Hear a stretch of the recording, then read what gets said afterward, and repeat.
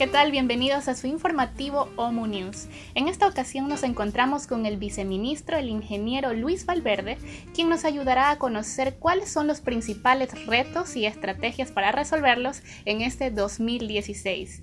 Viceministro, bienvenido.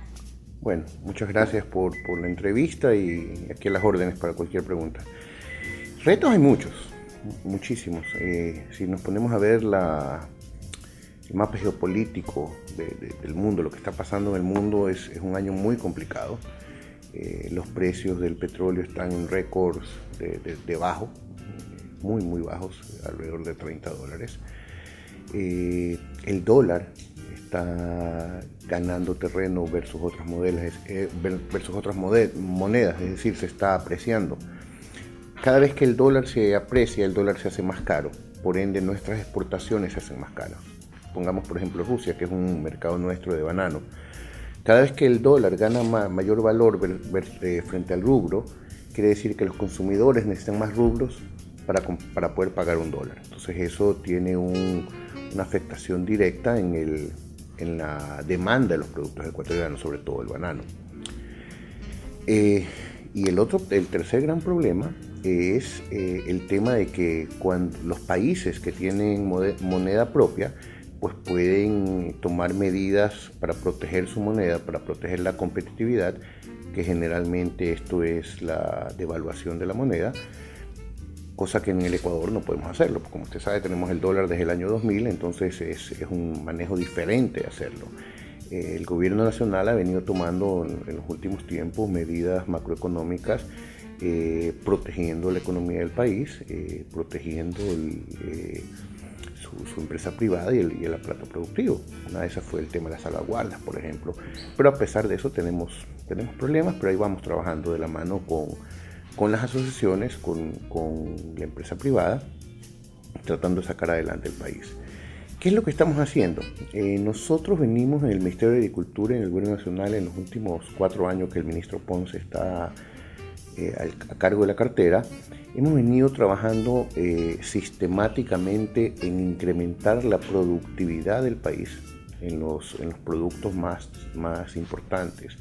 Arroz, maíz, por ejemplo, tuve un ejemplo, hace 4 años el Ecuador importaba la mitad del maíz que se consume. La mayoría del maíz que se consume en el país se consume para alimentos balanceados, para feeding. Hace 4 años importábamos la mitad, imagínate lo que eso pasaba. Cuando llega la importación, la poca producción local causaba que los precios se contraigan muchísimo por temas especulativos y salía perjudicado el agricultor.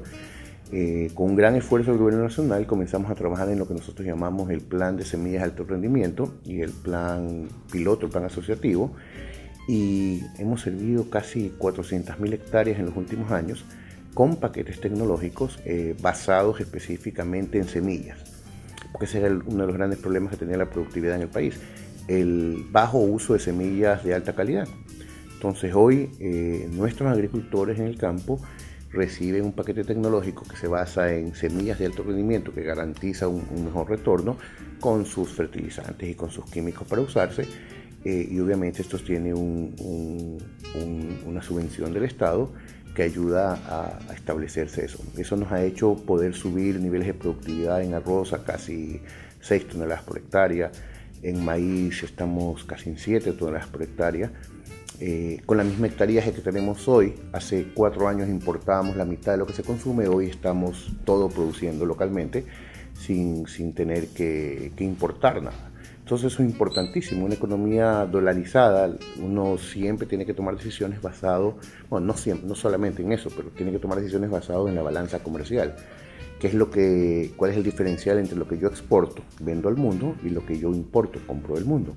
Obviamente esto tiene que estar siempre en positivo, tengo que vender más de lo que compro, pues, ¿no? Entonces eso hemos estado haciendo. En el caso específico del banano también, nosotros tenemos un plan súper agresivo de capacitación y asistencia técnica, sobre todo enfocado a asociaciones, en el cual tenemos casi 100 técnicos en el campo trabajando con los agricultores, con los bananeros sobre todo. Y ellos llegan a las fincas, hacen un análisis de cómo está la parte productiva de la asociación, se toman decisiones, se emiten recomendaciones y se trabaja de la mano con el Banco de Fomento. Ahora en las próximas semanas ya se va a trabajar con el Ban Ecuador, que es un nuevo banco de desarrollo enfocado justamente en emprendimientos productivos, los créditos van a ir de la mano con el ciclo productivo. Es decir, si yo para producir tal o cual producto necesito, si es un perenne, necesito 1 o 2 años hasta que comience a producir 3 años, como el caso del cacao, pues estos créditos van a entender eso, de manera que el flujo de las personas que sacan los créditos pues no se ve afectado y podamos pagar los créditos a tiempo, ¿no? Y verdaderamente el banco tenga el efecto que se quiere como banco de desarrollo.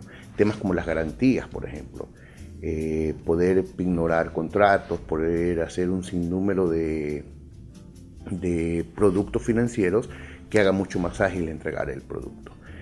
Otra de las cosas que hemos venido trabajando fuertemente en el gobierno nacional es el cambio de la matriz productiva, que tiene 3 aristas básicas: producir más por hectárea, producir mejor calidad, con trazabilidad, y producir diferente, que es valor agregado. Hay un estudio que anda por ahí que dice que por cada dólar que se produce en agricultura en el Ecuador, apenas 70 centavos de este dólar generan agroindustria. Si eso lo comparas con Colombia, que está alrededor de $4 por cada dólar, o el Perú, que está alrededor de $6 por cada dólar, pues sabemos que el futuro es la agroindustria, ¿verdad?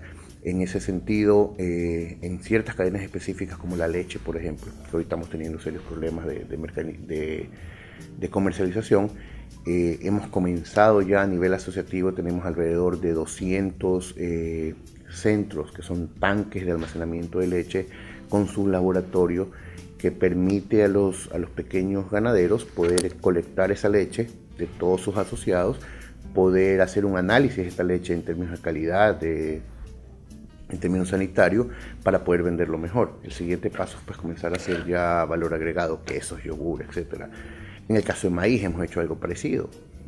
Antes en el Ecuador, cuando salía la cosecha en abril, mayo, todo el mundo salía rapidísimo queriendo cosechar antes, lo que implicaba niveles de humedad mucho más altos.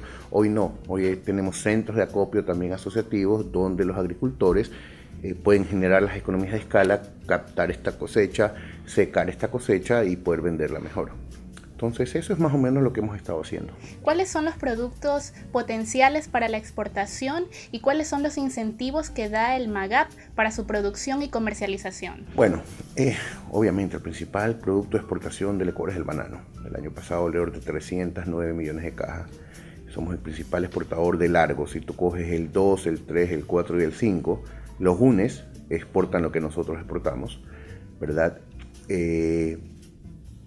Pero el banano tiene serios problemas de competitividad. Si nosotros comenzamos a analizar la productividad, es decir, cuántas cajas por hectárea producimos en el Ecuador, y lo comparamos contra nuestra competencia como Costa Rica, Colombia y Guatemala, hay casos extremos como Guatemala, que ellos producen 3.000 cajas por hectárea en promedio, nosotros producimos 1.700, ellos tal vez un poquito más, 3.300. Entonces, en eso hemos estado trabajando, en incrementar la productividad, en temas de trazabilidad, en temas de competitividad de la industria. O sea, no solo producir más, sino ver todos los factores, todo lo que yo tengo que pasar desde que produzco una caja de banano hasta que esta caja de banano llegue al mercado, que estamos hablando de logística, cartón, fletes, etc. Ese es un tema. Otro de los temas que hemos venido trabajando fuertísimo es en el cacao. Como usted sabe, Ecuador es el 4º exportador de cacao del mundo y el primer exportador de cacao fino aroma. Nosotros exportamos el año pasado 270.000 toneladas, alrededor de 700 millones de dólares, ¿verdad? Lo que nos pone en una posición muy, muy interesante. El 70% de esta producción, de esta exportación, es cacao fino aroma, 65-70%. ¿Qué significa esto?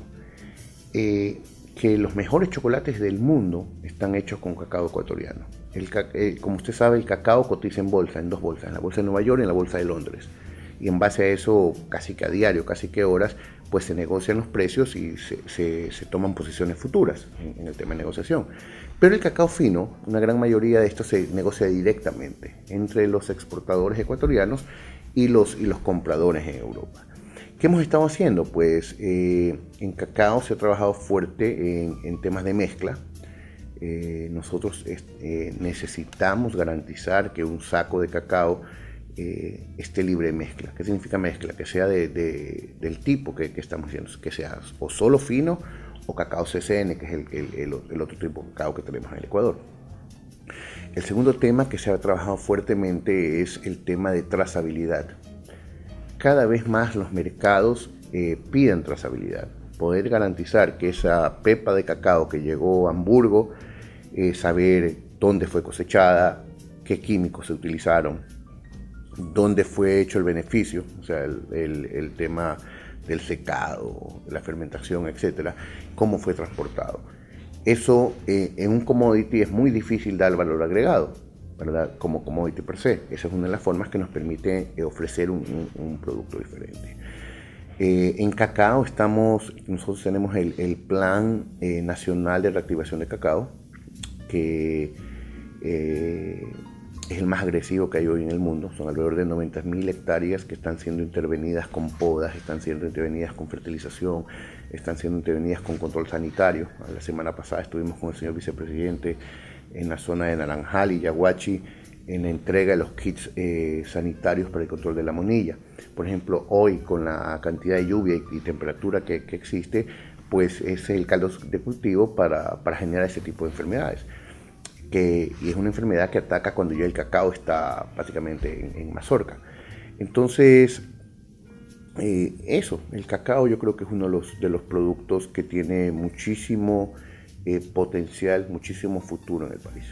¿Cuáles son las estrategias que están utilizando para promover frutas exóticas como el mango o la pitahaya? Mira, con las frutas diversificadas o las exóticas, por ejemplo la pitahaya, tenemos algunas operaciones en el occidente de Quito, en la parte del oriente, ¿verdad? Se está trabajando en lo mismo. Uno de los temas que es importante que la ciudadanía conozca, que cuando un país comienza a exportar un producto a un mercado diferente, antes de la negociación comercial existe una negociación sanitaria entre los servicios sanitarios de cada país. Es decir, poder garantizar que el producto ecuatoriano que va a ingresar a un mercado nuevo no represente un problema sanitario, que lleve una plaga o una enfermedad que vaya a dañar la producción allá. En ese sentido, el Ministerio de Agricultura y Agrocalidad, que es una adscrita a nosotros tenemos una agenda de trabajo en el cual Agrocalidad, como nuestro servicio sanitario, está negociando un sinnúmero de ARPs, que son análisis de riesgo de plagas, de un sinnúmero de productos ecuatorianos para poder ser exportados. Lo que tú decías, pitahaya para algunos mercados, aguacates, por ejemplo, aguacates para Estados Unidos, aguacates Hass.